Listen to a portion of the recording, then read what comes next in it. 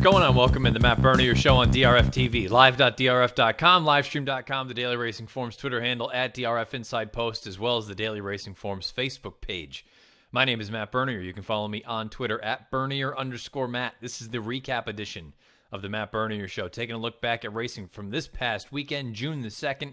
Big racing all across the country. Not nearly as many races as we normally go over, but I think a lot of that has to do with just the way everything lined up as far as the calendar is concerned. The calm before the storm leading into Belmont Stakes Week this week here. If you listen to the show podcast form, YouTube, SoundCloud, iTunes, video.drf.com. If you listen on YouTube, click that subscribe button. You'll get all the latest offerings from DRF TV. Also, give us the thumbs up button. Help push things out. If you listen on iTunes, give us a nice little rating and a review, whatever else it may be.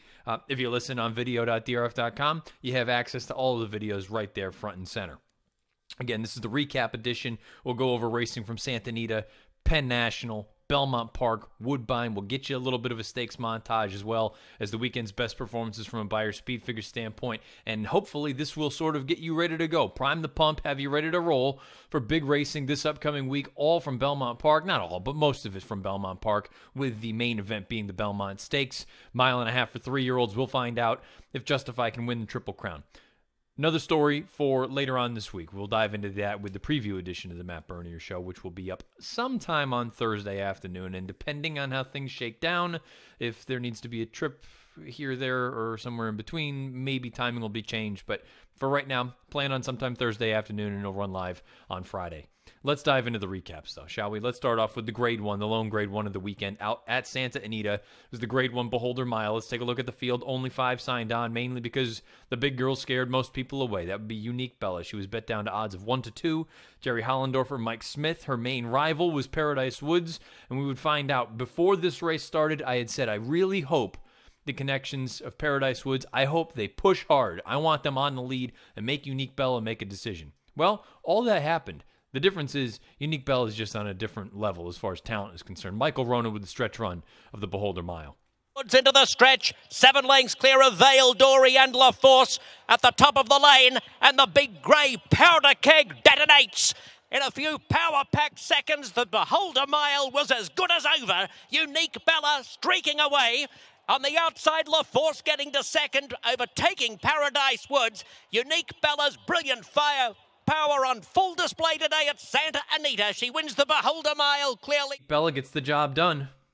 She pays, what, $3 to win the Beholder Mile? Nothing spectacular, odds of 1-2, but she did it in the right way. La Force coming from way off of it. If you thought a pace duel was going to ensue and she could get a minor award, that's in fact what happened at odds of 24-1, the second longest shot on the board. And Paradise Woods, the pace setter, fades down the lane to finish third beneath Flavia Pratt at odds of 5-2. Let's take a look a little bit deeper at Unique Bella.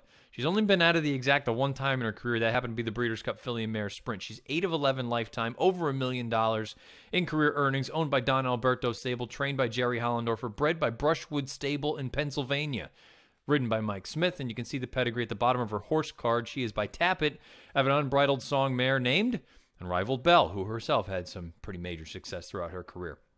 Here's a couple of interesting pieces. 103 Beyer speed figure for Unique Bella. 134 Timeform US rating. When you go through and look from a Timeform standpoint, the half mile and the 8th call. So the half mile point, the pace call of this race, as well as the call at the 8th pole, were both color-coded as fast, red, meaning it was probably a little bit more difficult if you were up on the front end or forwardly placed as opposed to coming off of it, which would help explain the situation with La Force, and would also help explain Paradise Woods folding as badly as she did. Would also help explain why Unique Bella, talent-wise, is up here, because she was able to be that close, basically pressing the pace and pushing it throughout, taking over, and still winning by open lengths. She won by 2 1/4 lengths here. The concern I have with her, and again, I understand some people probably take this the wrong way. This is not a knock. This is a concern, though, a legitimate concern. And it's a statement, whether you agree or disagree. If you agree, disagree, or have any other opinion, fire away in the comment section below on YouTube or shoot me a tweet on Twitter at Bernier_Matt. I think she's too fast for her own good. Because Mike Smith even said it afterward. He goes, she doesn't like it if you take hold of her. She likes to take it to the competition, and sometimes it can hurt you at the end. She's so talented, though. She puts so much ground between you and the competition that they can't make it up. Well, that's fine in an instance like this. But the notion of her going 9 furlongs, or the notion of her even trying 10 furlongs, she's so fast, and if you can't get her to relax a little bit against better horses that are probably a little bit better suited to go this distance and that are in better form, and I'm thinking strictly Breeders' Cup time, whether it is the Distaff or it is the Classic, should they choose to go that route. This is a really difficult position to be put in, because if you can't take hold of her and you get someone else that's going to go out there and really push you hard in an instance like this, let's say that she goes out there and there's a Paradise Woods in the race and the two of them are duking it out. You know what? She puts Paradise Woods away. Well, what happens when the horse coming from the back isn't LaForce and it ends up being somebody with a little bit more ability? And that's not to be a knock against LaForce, but it's just calling a spade a spade. What if it's a horse that has more talent than LaForce? Well, chances are, Unique Bella, you got to go an extra eighth of a mile if we're talking about the Distaff, an extra quarter if you're talking about the Classic. But the way that they were finishing, Unique Bella's final quarter in 26-26, LaForce came home in 25-18. There's just a part of me that wonders, are you thinking big picture? I think Brad Free tweeted it out. I kind of think you might have to start reassessing what her actual game is. And is she actually, in the long run, when it comes down to it, when the chips are down and you got to make a decision, is she a sprinter as opposed to a longer distance horse? She can do it against inferior company going this long. But I just wonder if you can't grab her. And Mike Smith said it. He goes, she's unique. She's a little bit quirky. She's not the easiest filly to handle. I just wonder, against better horses and having to deal with different waves of pressure, is it going to work for her? I don't know. No one can argue the talent. The talent is oozing. Everybody can see that. But it just, man, she's a tough one to really trust at super short odds unless she's just facing a far inferior field. But I'm thinking, again, way down the road, I'm thinking come first weekend in November, whether it's on Friday or Saturday. And actually now both of the races are on Saturday because they made the change with the scheduling for the Breeders' Cup. But I'm thinking one of those races, whether it's the Distaff or whether it's the Classic, if you chose to go in either one of those spots, I would be really, really hesitant to be taking her at a short price. In a race like the Filly and Mare Sprint, I think it's one of those instances where you can just let the natural speed go. And you know what? If she's not good enough, she's not good enough. But I do wonder about longer distances. Is she too fast for her own good? And I hope that makes some sense. And again, if you agree, disagree, whatever else it may be, let me know on Twitter or fire away in the comment section below. LaForce, this was something that we kind of drew up as a possibility when we went over this race in the preview, that, you know what, if you think it just completely is a crazy pace situation, maybe it melts down and LaForce comes with a run, she picks up a piece, she gets a grade 1 placing, the connections have to be thrilled. Paradise Woods, I tweeted after the race, this to me was a tale of three horses. You have Unique Bella, where she didn't really prove anything to me in this race. We already knew she was brilliant, and we knew that she was in good form, and she retained that good form. Paradise Woods, this is 2 starts in a row where she's been slow out of the box. I love that they were aggressive with her. I think this was the game plan. I think it was the correct game plan. You got to try to take it to the big girl. Unfortunately, I just don't think she can do it anymore. Now, it would have been asking a lot to take all that pressure from Unique Bella, put her away, and then still go on with it. I would have liked to have seen her finish a little bit better than she did, but I understand there are reasons why she folded as badly as she did. I hate that she's breaking slow. We've talked about it a number of times, particularly with the fillies and mares. When they start to break slow, that's a hallmark sign of them starting to go the wrong way. You factor in the physical issues that she's had with her feet. I love her. I think we might. I don't think we're going to see the good Paradise Woods anymore if she continues to go on. The real sort of just bomb in this race was Veil Dory. And that was the third piece of the third horse anyway that I spoke about in that tweet. I don't think she can run anymore. To me, it's kind of crystal clear. She couldn't. I get that those girls went unbelievably fast early on, 22-2, 44-4 for the half mile, 9-1 for 3 quarters. Veil Dory was a country mile behind them. And she just never really looked like she had much interest. She's 6 years old. This is 2 consecutive dull efforts after a long layoff from last year when she was running her eyeballs out against Stellar Wind. I just think it might, I hate to say it, it happens. All great athletes. At some point, Father Time just catches up and you don't have it anymore. For whatever reason, I don't think Veil Dory has it anymore, and I'm not sure Paradise Woods has it anymore. And money spent, she was just in too tough. She was the longer shot on the board, 53-1. They took a chance. The horse that still has it, though, is Unique Bella. But she's just so raw. And Michael Rona called her a powder keg. That's exactly kind of how I feel about her. I think she is too raw and too fast for her own good. And I don't know if there's any way to rectify that. Perhaps as she continues to get older and mature, that'll change. But I kind of doubt that. We've gone out 11 times now. I don't think this is going to change at any point. Perhaps she just continues to find new gears. I don't know. I'd just be very reluctant against the best of the best going long with her running in an instance like this. The only other thing I'll add before we break and go on to the next race. I wonder if the 103 buyer is slightly on the high side because LaForce, the 99 that she earned running second, this is far and away the fastest race she's ever run. I just have a hard time I don't want to say a hard time, but it seems a little bit unlikely that she ran a 99, nearly a 100. I've never thought of LaForce like that. Perhaps it happened. This will be one to keep an eye on. At any rate, it would be, even if it was a couple points high, let's say LaForce really ran a 95 or a 96, that still puts Unique Bella right around 100. So it's not like she ran slow. I just keep that in mind. Something to file away going forward. Perhaps this number is a little bit on the high side, but at any rate, Unique Bella, we know what she has. She has an unbelievable amount of talent. She is one of, if not the most talented horse in training, male or female. But I just still have those little concerns about her against better horses on the biggest stages. She is unbelievably talented, though, and we'll find out how that translates going forward. It sounds like right now, anyway, the Clement L. Hirsch is the planned goal at Del Mar. That would be on July the 29th at 8.5 furlongs. Jerry Hollendorfer also mentioned a race up at Saratoga over the summer. We'll find out, but Unique Bella, she is the queen. She gets the job done. The Grade 1 Beholder, 103 buyer, 134 time form U.S. rating. Let's go to the main event out at Penn National on Saturday night. The Penn Mile, the marquee event of the entire Penn National meeting. 3-year-olds going a mile on the turf. Let's take a look at this field. You had 7 signed on in here. Scratch Smart Remark, the number 7 horse. That left you with this field. And it was a matter of potential versus known commodities. A known commodity in Maraud. A horse that you kind of knew what you had with in Therapist versus the untapped potential, or anyway, at this point, the unknown potential. What the ceiling was for a horse like Hawkish, who looks brilliant out on the racetrack, but you needed to find out, could he do it against the best of the best? Well, he certainly looked pretty darn good in this spot. Here's the stretch run of the Penn Mile.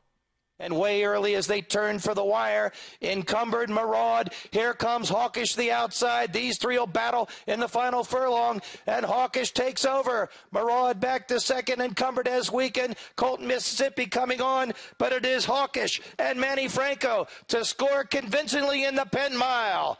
Might have been way early getting second. He's in the photo with Colton, Mississippi. Hawkish gets the job done as your 7-5 favorite. Running second is way early, coming from way out of it, actually, coming from dead last at odds of 20-1. And the third place finisher, Colton, Mississippi, the less fancied of the Todd Pletcher entrants in this spot. The longest price in the race, 21-1, runs third to round out your trifecta. Your trifecta for $1 comes back 159 with the 7-5 favorite on top, excuse me. Let's talk a little bit more about the winner, Hawkish. Hawkish is 3 of 4 lifetime, over $359,000 in career earnings, owned by Robert V. LaPenta, AJ Suited Racing Stable LLC and Madicat Stables LLC, trained by Jimmy Toner, bred by AJ Suited LLC in Kentucky, ridden to victory by Manny Franco. You see the pedigree at the bottom of the page. It's by Artie Schiller out of an unbridled mare named Bridled Memories. The nuts and bolts. Hawkish, 89 buyer speed figure, 113 time form U.S. rating. Time form U.S. has the 3/4 call and the 1/8 call of this race, color-coded as blue. So really, kind of an odd situation. And again, you need to go through the color-coding situation for pace ratings and just in general. We talk about it all the time with a pace projector when we use that in race previews. You need to handicap things. And also, in an instance like this, you need to go back and see, okay, well, what do I think happened with the race? I understand that they have blue fractions up there for those 2 calls. But when I look through this race, the way that it was run, and when you look at the chart overall and you see that the first, second, and third place finishers came from second to last, last, and third to last, to me, that shows that this race kind of came apart at the end. And it makes a horse like Maraud, he ran a little bit better, I think, than the page is going to indicate. Neither here nor there. There was really no question who the best horse in this race was. It was Hawkish. Hawkish was wide every step of the way, kept in the clear by Manny Franco. When he was finally let loose warming up on the far turn, he made one of those moves that you just, You can tell when you see a really, really talented animal. Not that these other horses aren't very, very good. We know what these horses are capable of, the Marauds and the Therapists of the world. But Hawkish, he just looks different when he's out there running. And again, this is a horse, realistically, if we're being honest, call a spade a spade. When he hit the front, he's out there goofing around, lugging in, doing one of these. Finally, when he gets straightened out, he didn't gallop out with much gusto, but I think that's just because he still doesn't know what the heck's going on out there. This horse has an unbelievable amount of untapped potential. And you hear Jimmy Toner talk about it afterward. Here's just a couple of little pieces of quotes. Absolutely, that's where we're going next, meaning the Belmont Derby, $1.2 million, mile and a quarter, no reason not to. Toner continued, he's a monster. Some people worry about making moves. When you've got a horse with that kind of natural ability, you take those aggressive moves and you move them up in company, it's worthwhile. I have no argument there. I think it's one of those things, no different than any other sport. When you look and see, if you've got a kid, I'm making it up. Let's use baseball as an example. If you've got a pitcher that's really young and he's in Double-A and he's just lighting it up, and you really think that he can cut it and he can handle the hiking class, he can handle the more experienced players, he can handle the bright lights and all that other kind of stuff, do it. If you think that if you have any kind of reservations, give them time. Let them go through the conditions. We've seen a number of good horses do that. And good trainers, they take time. Let them go through and progress a little bit more on the slow side of things. If you think that a horse can handle all this stuff, shipping and dealing with better horses and overcoming a little bit of adversity, fire away. And the fact that he still shows that he doesn't really know what the hell's going on out there, I would be very excited as well if I was involved with this horse. He looks awesome. I don't think distance is going to be any kind of a problem for him. He came home in 22.86, way early, who was considerably farther back than him going into the far turn. He comes home in 22.85. So you can finish with the best of the deep closers, and you can get a little bit of a jump on him. The sky is the limit for Hawkish. It really just depends on when does he put it all together maturity-wise, mentally. You know, and who knows? Maybe it never happens. Maybe he's always going to be a little bit on the goofy side. We were talking about that just now with Unique Bella. But Hawkish, I think he's a tremendous talent, and we'll find out. We'll talk about the Pennine Ridge momentarily. I think he stacks up very well with the top runners coming out of that race, and we'll find out. It looks like they're all going to be dancing again in a few weeks at Belmont Park, going 1.25 miles for a lot of money. So a graded stakes winner now is Hawkish. Way early, I thought this was a good effort from him. I was a little bit concerned that race that he ran at Aqueduct, he just kind of was even down the lane. He actually finished here with some good energy, and I kind of wondered again too, is he the kind of horse? Although I believe he's one for whatever it is, and he could probably use a little bit of a confidence boost. The way that he finished in here, I wouldn't have any reason not to go on to a race like the Belmont Derby. For that kind of money, he could certainly get a piece. I don't know if he can win, but he could threaten for a piece. I want to talk a little bit about Maraud, because, again, from a race shape standpoint, when you look and see where everyone finished and where they were running, I think he ran a pretty good race. Now, from a numbers standpoint, it's going to contradict that, because the 82 buyer and the 103 time Formula S rating, neither of those figures is going to be good enough to be competitive in a race like the Belmont Derby, should they choose to go there. Mike Watchmaker brought it up when we talked a little bit in the Weekend Warriors segment last week. I brought it up when I talked about this race last week on this show. You have to wonder with Maraud. He's run much more frequently than any of these other horses have. And to date, off the top of my head, I don't remember how many races he's run, but he's got to be pretty darn near 10. And you wonder, you get to a certain point, you can continue to progress. At what point do you plateau and stay? And that is what you are. I wonder a little bit about Maraud. Now, the running style I don't think helped him in this case. I think he's a little bit better coming from a little farther off of it as opposed to pushing the pace. But you have to look at it and say, okay, well, an 82 buyer, his career best, I believe, is a 91. He's run a 90 on 2 different occasions.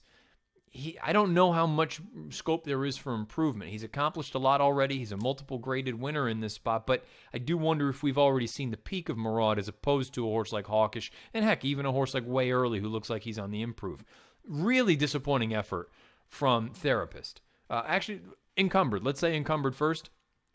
Considering this is his first start since the Breeders' Cup, shipping across country, taking on a really salty field, I'm willing to give him another one. I'm sure they'll go out to the West Coast. You'll have races like the Oceanside and all those other runs. I think Encumbered is he deserves at least one more opportunity. Give him a little bit of seasoning. Give him some time. I think he's going to be okay. Therapist was very disappointing in here because really, no matter how you look at it, he looked like he was in a very good position coming for home, and he just had nothing down the lane. Now, perhaps he was too close to that pace. That looks like it fell apart, regardless of what the Timeform US color coding system is, as far as saying that those fractions were on the slow side.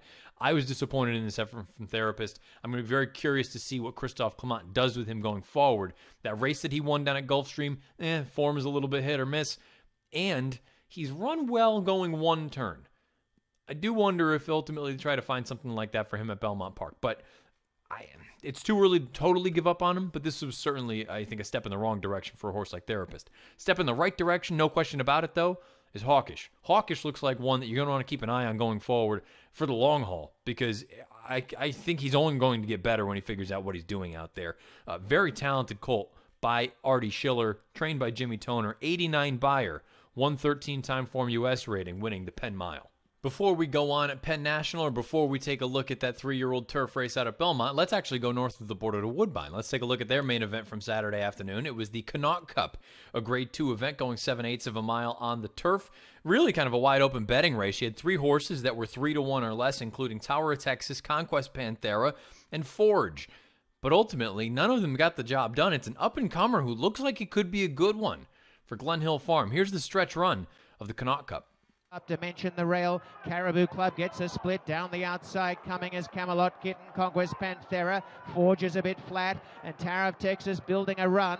Out in front, Caribou Club's got the lead. Caribou Club on the inside, length to Yorkton. Tower of Texas finishing with a flurry.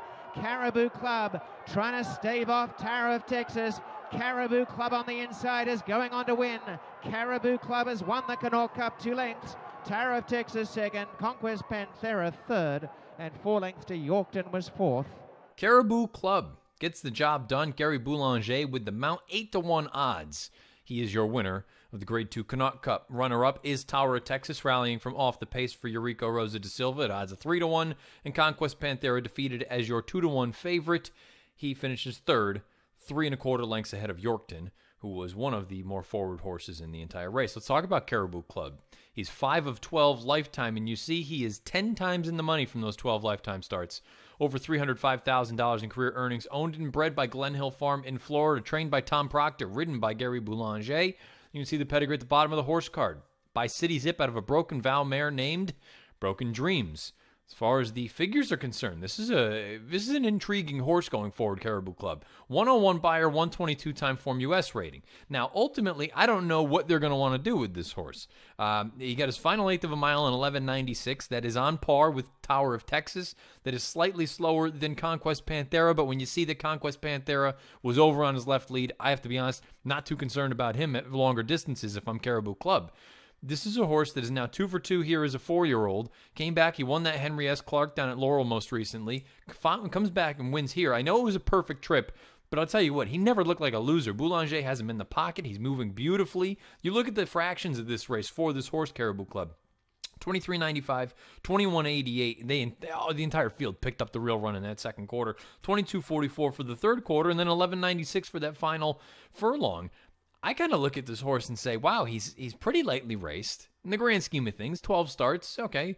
But as far as a 4-year-old is concerned, he's pretty lightly raced. He has good tactical speed. I like the way that he was moving. And again, I know he had a really good trip in here, and he was catching 4 pounds as opposed to the other big boys in this field. But I have to be honest, I kind of feel like he's the kind of horse that maybe if you're thinking long-term, immediately a race like the Woodbine Mile has to come to mind. I don't think an extra 1/8 is going to be any sort of an issue for him, especially at that one-turn configuration. The way that he moved as well as he did. Now, how do you get there from here?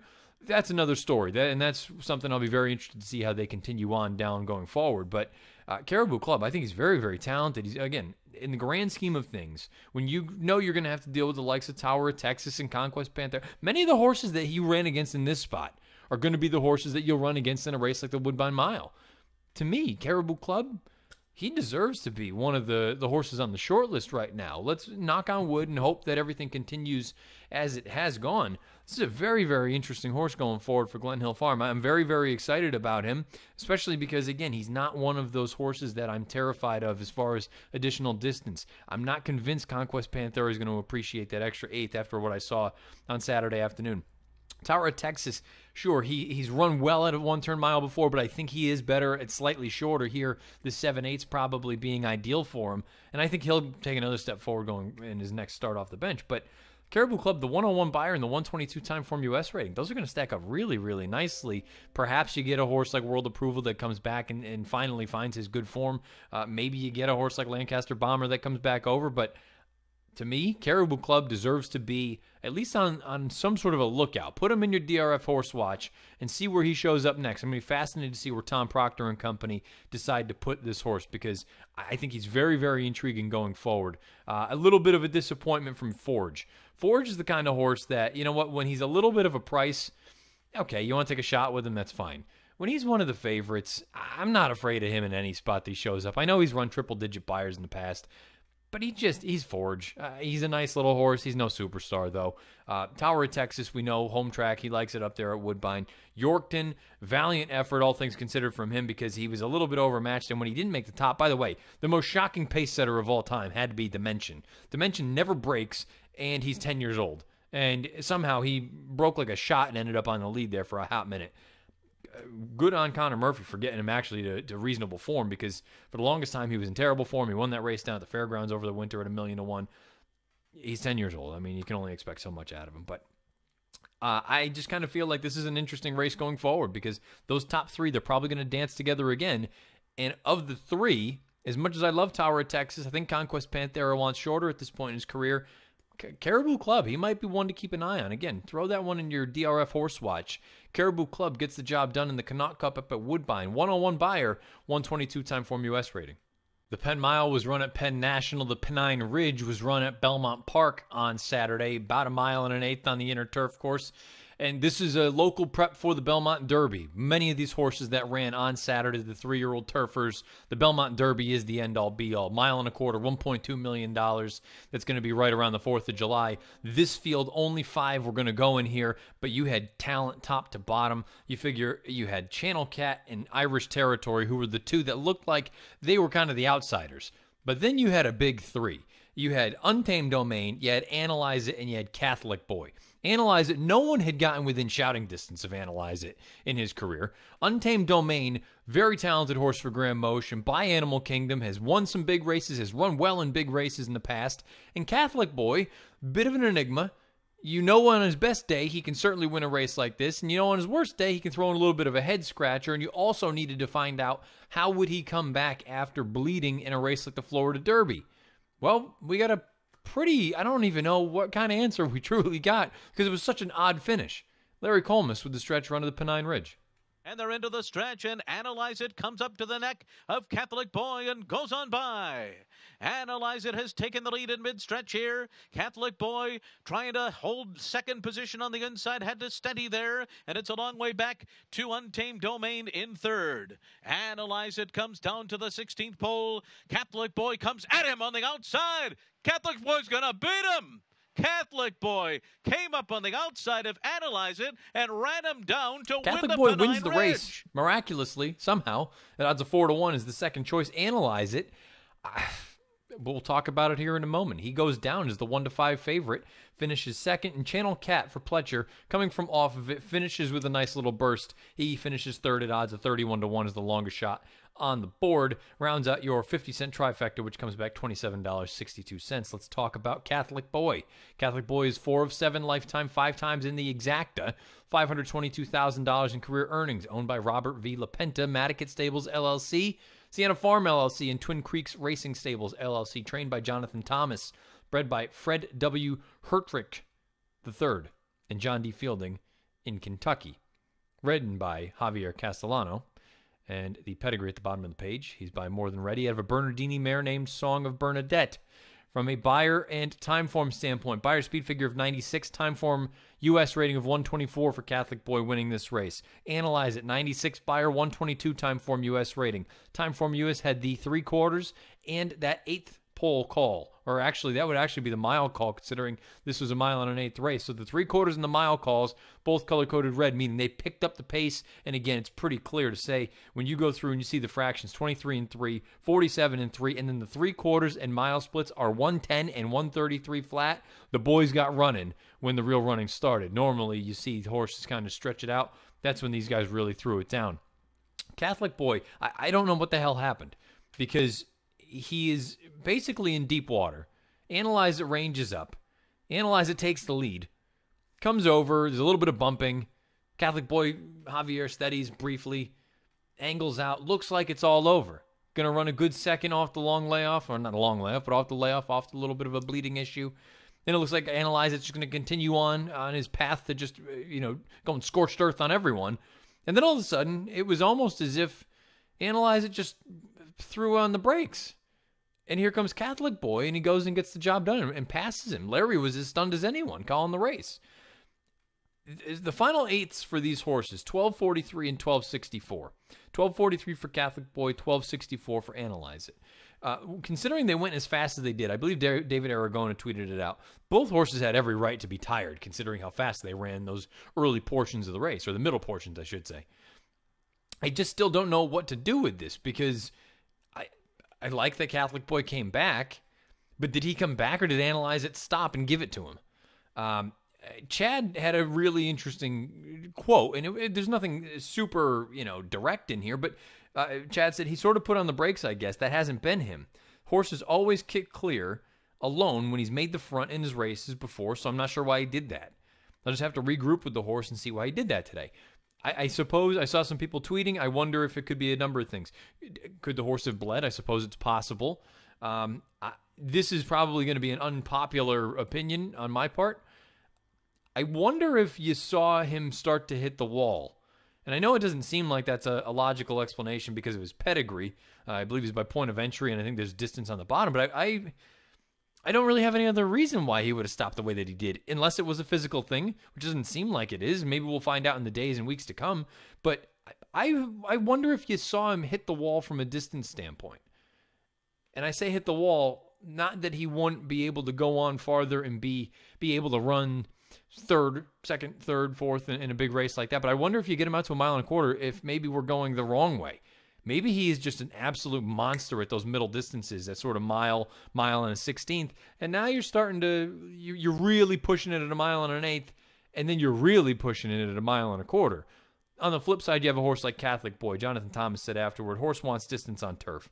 Belmont Derby is in consideration, absolutely. It was kind of on our radar screen when he was a 2-year-old, but the Remsen kind of muddled things up a little.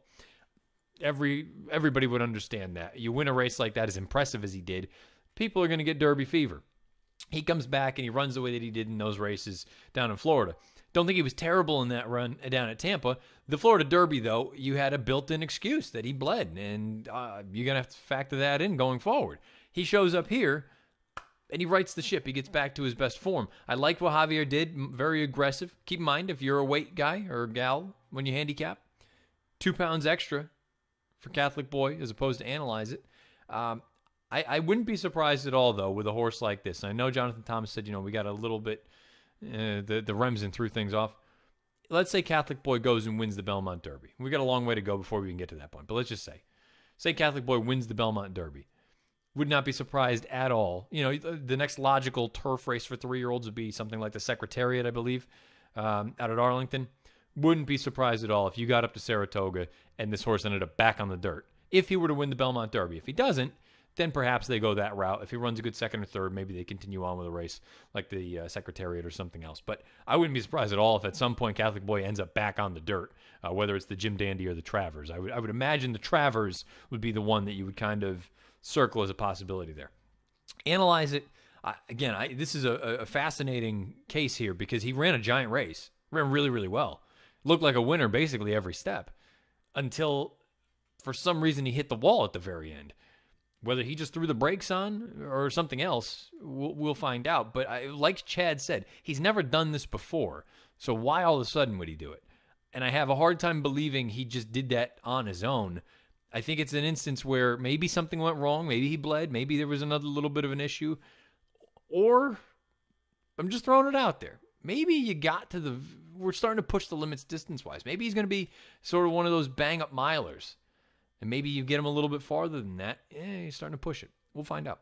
Channel Cat, I think he's nice, wants distance. Don't think he's quite as good as the top boys, but in a race like the Belmont Derby, why can't he run 3rd or 4th? I can say the same thing for Irish Territory. Untamed Domain, taking a little bit out of his element. When they went up and they really tried to get running, that's when the real running started going into the far turn.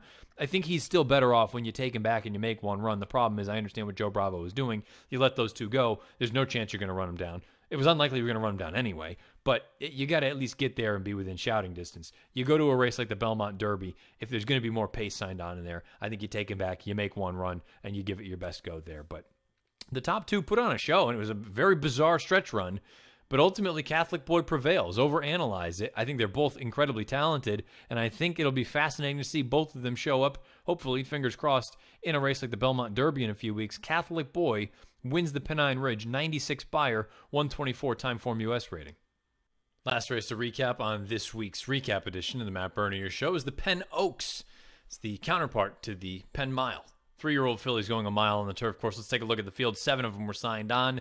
Your favorite ultimately landed on a coupled entry. You had The Way I Am and Classy Dancer coupled. Most of that money was going toward The Way I Am. Ever since she's gotten here to the United States, she's just really been rock solid. Shows up and runs her race each and every time. Unfortunately for her, on this day, I think there was a filly that was just a little bit better. Here's the stretch run of the Penn Oaks.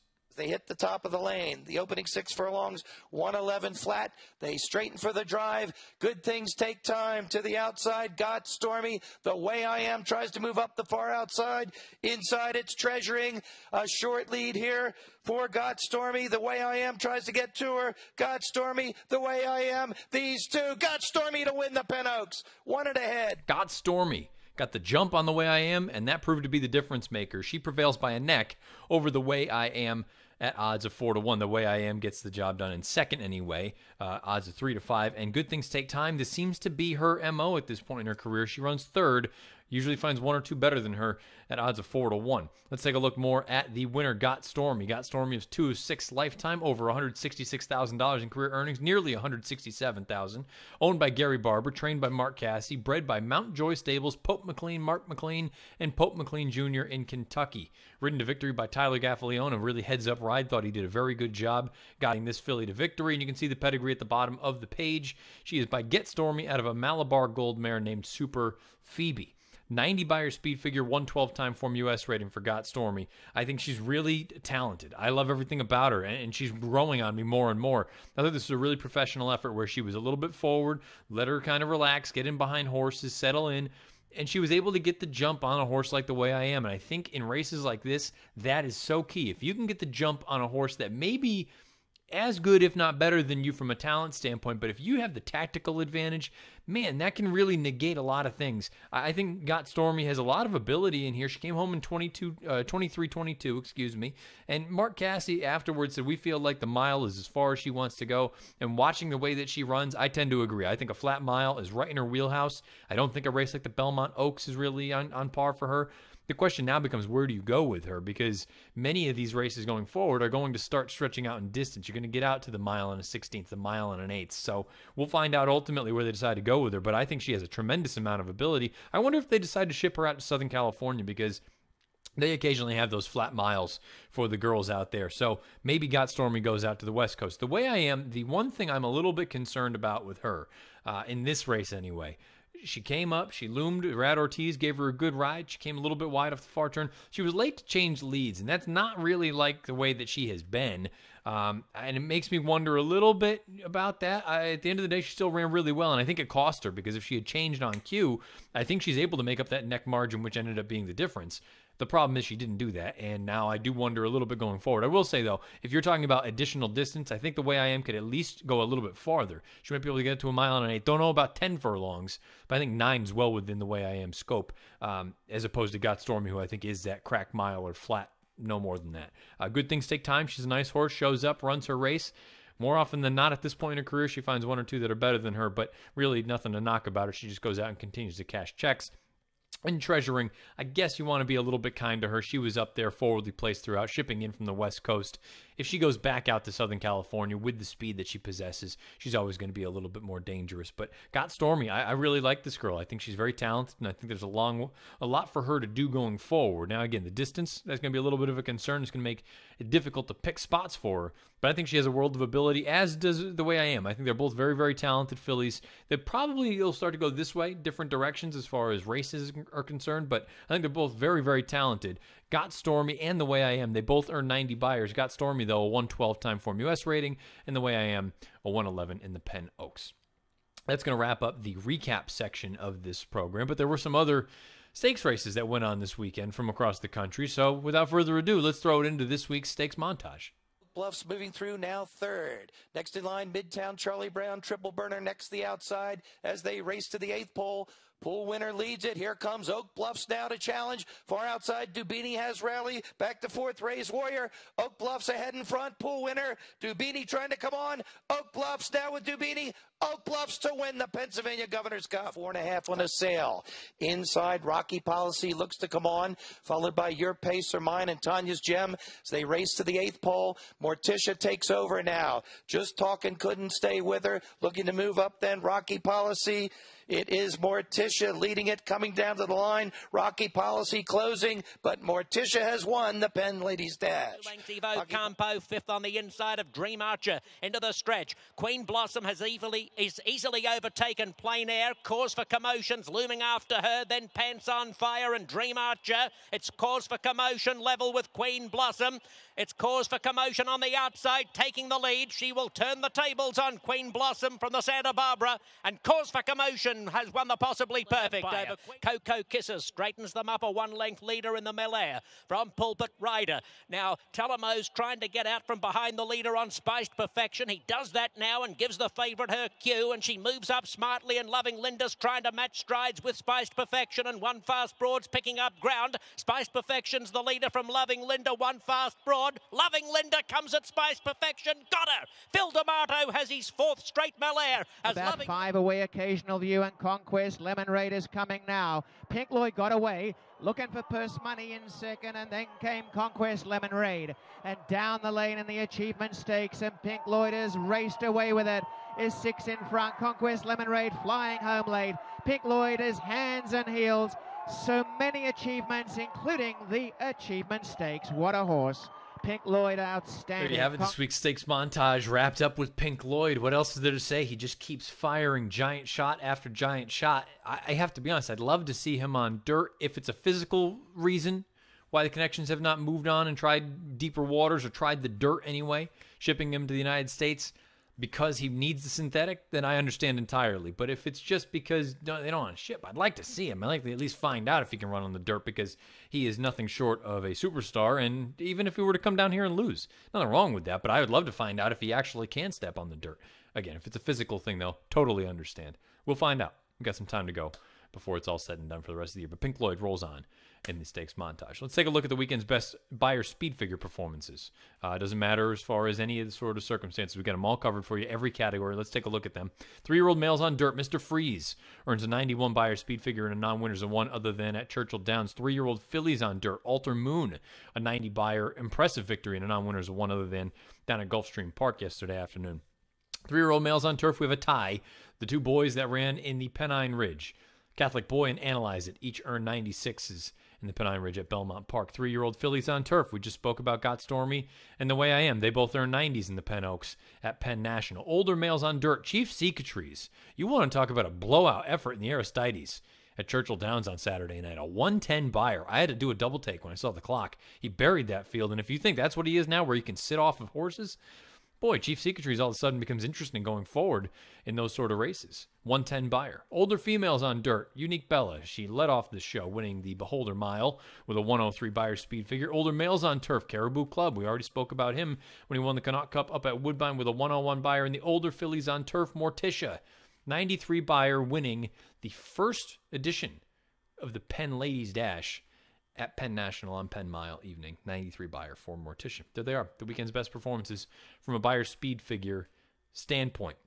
Let's take a look at the DRF TV schedule of events for this week, which happens to be Belmont Stakes week. You're going to have all sorts of goodies coming at you. You're going to have all the stakes previews from top to bottom, Thursday, Friday, and Saturday. There's stakes action basically all week at Belmont Park, but Saturday is the main event. You'll have the Belmont Stakes. You'll have that is going to be the race of the day for Saturday, very clearly. No question about that. You're going to have all sorts of other goodies as well. You're going to have Out of the Gate. You're going to have the latest edition of that program. You'll have the DRF Players podcast, Jonathan Kinchin and Peter Thomas Forntel. They will have a couple of, I don't know when they're recording this week, but normally, again, if you listen on Tuesday to this show, you've probably already heard those guys do their sort of weekend wrap program, and they'll get you ready, obviously, for things coming up this weekend. You'll have the latest edition of the Matt Bernier Show, the preview edition. We'll dive into all sorts of stuff pertaining to the Belmont Stakes. You'll have you name it. DRF TV's got you covered. Head on over, subscribe on YouTube to the DRF TV Daily Racing Forms channel. You get all the latest stuff that we've got. Again, Belmont Stakes coverage left to right. We'll find out if Justify can get the job done and win the United States Triple Crown. If you've been listening to this program live.drf.com, livestream.com, Daily Racing Forms Twitter handle, @DRF Inside Post, as well as the Daily Racing Forms Facebook page. Thank you for doing so. If you listen, podcast, YouTube, SoundCloud, iTunes, video.drf.com. As I said, questions, comments, concerns, you can fire away at me on Twitter @Bernier_Matt, or you can leave comments in the section below the video player on YouTube. Again, click that subscribe button, give us the thumbs up. You'll get all the latest stuff from DRF TV. If you listen on iTunes, give us a nice little rating, give us a little bit of review, and all that kind of good jazz. That's going to button this thing up. I'll be back again. We'll do a preview edition leading into this weekend. We'll find out if Justify can get it done, and then we'll also go over just basically Breeders' Cup Junior, because that's what this day has turned into. Belmont Stakes Day has turned into Breeders' Cup Junior. So I'm looking forward to it. It sounds like, knock on wood, we're going to have good weather for the first time in the entire Triple Crown run. So let's just knock on wood and fingers crossed things continue on this way until we speak again in the preview, and look forward to Justify at Belmont. Best of luck however you're playing, whatever you're playing, wherever you're playing. This has been the Matt Bernier Show.